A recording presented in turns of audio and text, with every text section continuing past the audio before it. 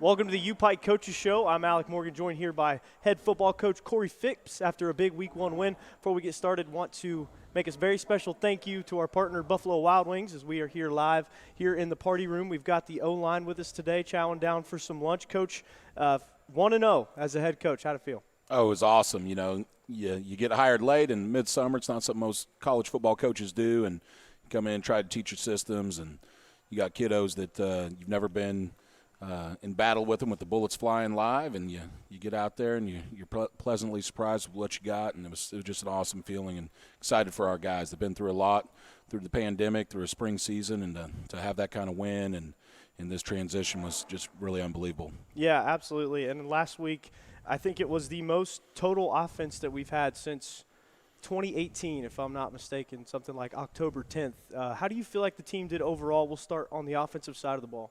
Yeah, I felt like our offense came out really firing on all cylinders. You know, we got the opportunity to get our up-tempo style play going. When you get hired by a basketball athletic director, you know, when you promise it's basketball and grass, hopefully we delivered a little bit there. But got out there and really got it kicked off offensively with that first touchdown and spread the ball around. And, you know, our quarterbacks and receivers did a good job. But those big guys up front paved the way for what was a pretty balanced day in offensively passing and rushing the football. Yeah, so had a lot of big performances. We'll start with QB1, Lee Kirkland. Excellent performance, 24 for 43, 333 yards, 4 touchdowns, only turned the ball over once. How do you feel about his performance and his development as a player? Yeah, and, you know, he's a pretty steady Eddie guy. He's a guy that doesn't get real excited, really even keel, and that's kind of what you're looking for out of that quarterback position. And he got out there and directed the offense, got us in and out of some plays and some different looks. And,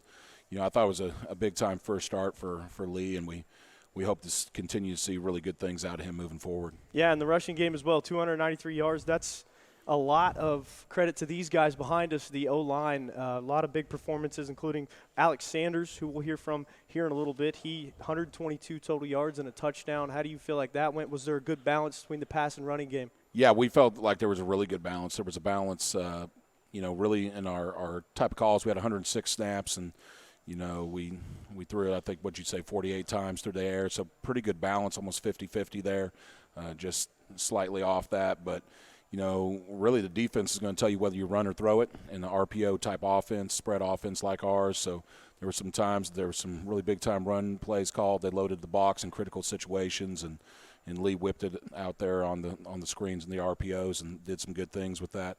You know, Alex and all those running backs played really well. You know, we had multiple guys score touchdowns in that running back position. A bunch of those guys could have been in here, but, you know, Alex is one of those guys we say he's kind of like a water bug. You know, he's quick, he dances in and out of things, and really, you know, a guy like him, you know, can catch the ball too. So late in the game, he had a few receptions too to keep the ball moving. That was what we're looking at, those guys, and, you know, they protected the football pretty well for the duration of the game. Yeah, absolutely. We had other guys, too, like you said. Ivan Vaughn was 79 yards and a touchdown. Jaden Neese got some touches. Adrian Madako, a guy we haven't seen a lot before now, had a great game. But let's switch sides, the other side of the ball. 2 sacks, 5 total tackles for a loss. Jonathan Morton was one of the best defenders that we've seen in a while, getting NAI Football Defensive Player of the Week. So how do you feel about the defense overall? You know, as a true freshman, that kiddo you just spoke of is as good as we've ever seen. Chris Elliott and myself, our defense coordinator, have been in this league multiple stops a long time, and you know, he's a guy that deserves those kind of accolades as a freshman, and excited to see him play here for 4 years and build this defense around him. So, you know, the defense, you know, Coach Elliott's never satisfied. You know, he'd like to pitch a shutout every week and is fully capable of doing that at times this season. But, you know, there were a few things to clean up there. But, you know, when we did have our one turnover and we thought they could work themselves back in the football game, the defense responded and got the ball right back almost virtually back-to-back turnovers to seal the deal and kind of crush their spirits a little bit at Bluefield. Yeah, so really just a solid performance on both sides of the ball. I'm sure it's a great way to start the season, 52-20. I'm sure that's the way you like to start your coaching career here as Absolutely. Well. How do you feel like that helped the attitude of the team total and how to help pull you guys together after such short notice with a new coaching staff? Well, I think it really just spoke to what we're really trying to accomplish here. If you spoke to people up on the hill and in the classrooms and residence halls and the cafeteria, and, you know, our kids, they were 5-0 going into that game. They were, people really felt good about what we were doing. They talked about our kids being, caring a little bit more deeper about each other, being a little bit more compassionate for other folks. And so in my press conference and the interview process and throughout fall camp, we've really discussed that winning is just a byproduct of doing little things right. And I really thought that proved it to our guys that, if we continue on this track and don't cut corners and do what we want to do as a football program, then, the wins are going to take care of themselves. Now, there's other places doing things right too, so you got to show up and execute. Absolutely. But I thought it just spoke to, you just keep on the track, keep on the game plan, and we're going to be successful. All right, Coach, so that is it for looking back on last week. We'll move ahead. We'll send it to a short break. Up next, we will have Alex Sanders talking with us, and here a little bit later on, we'll be talking to Coach Phipps about Weber International coming back up. We'll be back.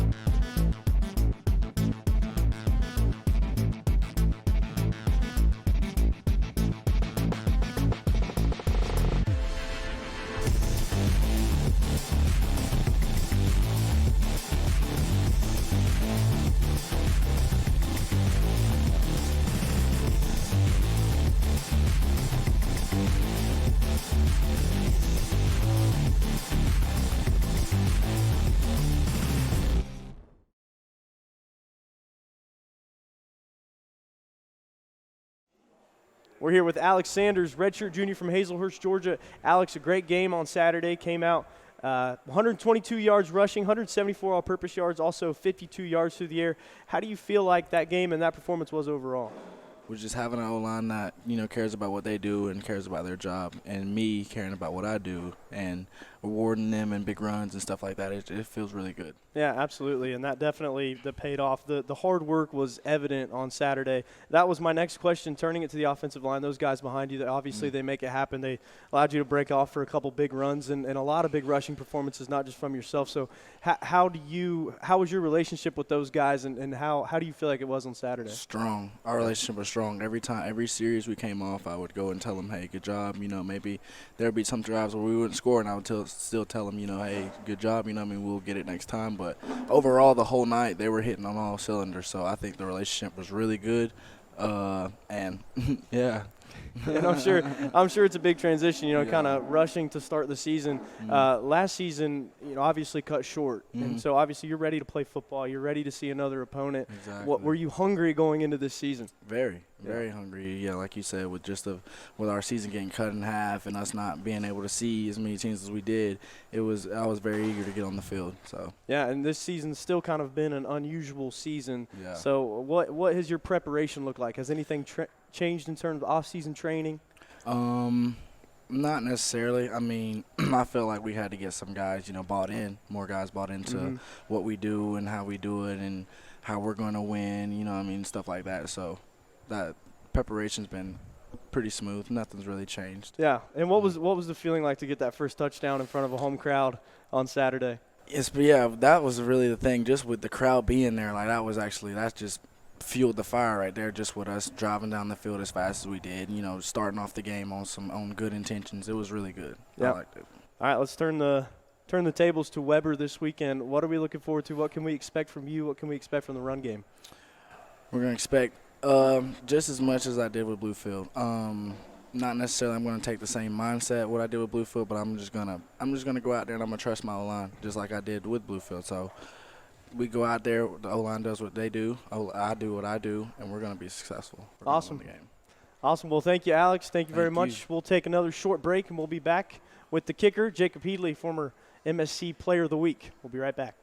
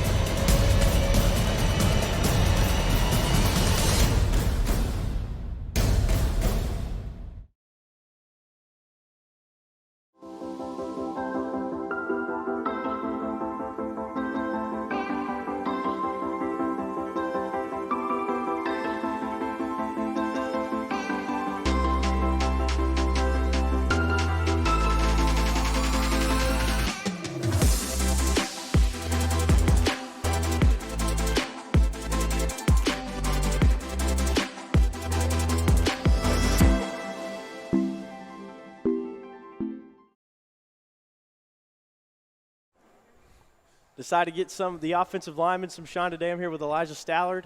He is in his third season with the team. This is my third year. And his first season, first start on Saturday, am I right? Yeah, Saturday was my first start. Yeah, so Elijah, one of those guys leading the charge for what was an awesome total offensive performance from the Bears. How did Saturday feel? How did it feel to be back in the field? It felt awesome to me. I felt like everything was going really well up front. We were all on the same page, so it was really fun. Yeah. Overall, team culture-wise, you got a new set of coaches coming in. I'm sure you've got a lot of core returners, but a lot of new guys coming in too. What was your role in trying to create that culture, getting everybody to buy in and to where you guys are set and ready for the season?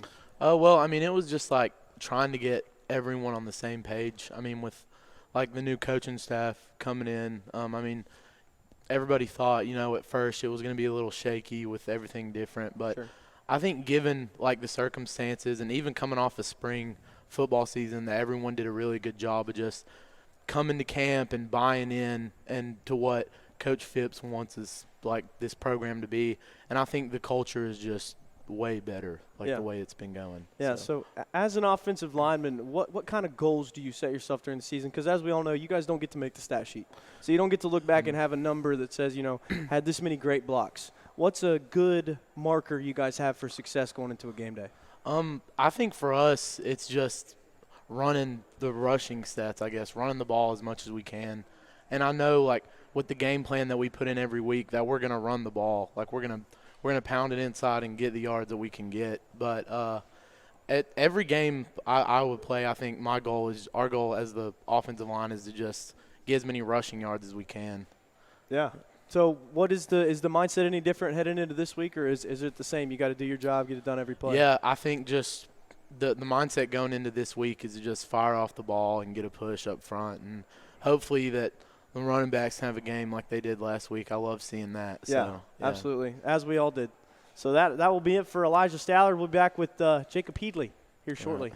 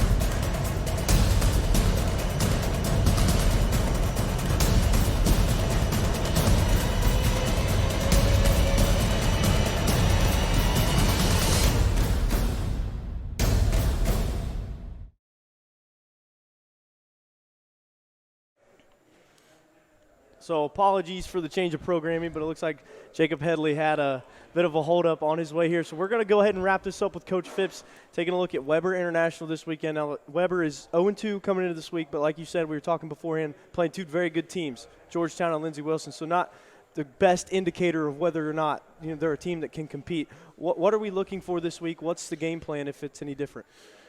Our game plan is usually the same, to be simple and try to play fast on offense and to be sound and get lined up and try to really limit the big plays. I mean, that sounds like what everybody wants to do, but, we watch the film, and it's hard to judge a team based on the fact they're playing the defending national champs, number 1 team in the country, and Georgetown's sitting at number 13 in the country right now. So, but there was a lot of good film to break down and to try to get some tendencies from. But Chris Pachotny, the new head coach there, is taking over for a guy that had been there for many, many years. But, really good recruiting grounds for Weber International and Central Florida there. And absolutely. A lot of athletes, and just trying to make sure that we can keep those guys tackled in space and protect the quarterback and try to run the football again effectively.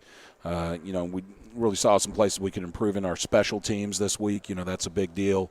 Last week was our opponent's third game. It was our first. So, old coaching cliche is that, you improve your most from week 1 to week 2. So we're hoping to see some improvements in the kicking game and shore up some things. But it should be a really exciting game. Yeah, let's talk about Weber a little bit. Dive into the scout on the team. What are we looking for from them? What things do you guys have to plan for? Yeah, defensively, they're a 3-3 stack defense. Like to play a lot of man coverage and blitz guys from all over the place. So we've got to be able to protect and have some multiple protections there to kind of deal with some of those things. Last week we saw a 3-4 team, so moving to the stack structure is just a little bit different. Offensively, they're pretty multiple. They've got some outstanding coaches who use different personnel groupings and try to get guys in different spaces. So there's some tendencies there to find, but also you gotta be able to stop those tendencies. In the kicking game, they've got some dynamic return men and can really get down the field on their coverage team. So we really feel that we got to be sound there. But they do a lot well. You can't judge an 0-2 team that's really hungry to get a win on the road. Can't take them lightly, and I don't believe our guys are. Yeah, so in terms of the depth chart, any major lineup changes, anything you noticed on Saturday that you thought maybe you could switch some things around? No, really, we feel pretty healthy coming out of this previous game and this week's practice. Got to get a couple guys that are dinged up and banged up, so the 2 deep should stay pretty consistent from week 1 to week 2, which is what you need to really build that consistency and things that you want to see out of that depth chart. Now, we would like to play a few more guys down the depth chart to start building some depth and some things. 52-20 is misleading. It was a tight game for a long time, so we didn't get to really dig deep into our depth chart to get some guys some reps. So we're hoping we can do that. We're hoping it's going to be a beautiful afternoon with low humidity after a really sweltering game last week with a bunch of cramping. We're hoping that fall is here and should be a good evening good late afternoon evening to play a college football game in Pikeville. Yeah, absolutely. We're all looking forward to it, and we all look forward to seeing you guys at Hambly, 4 p.m. kickoff on Saturday against Weber International. Coach, thank you very much for your time, and we'll see you guys next week.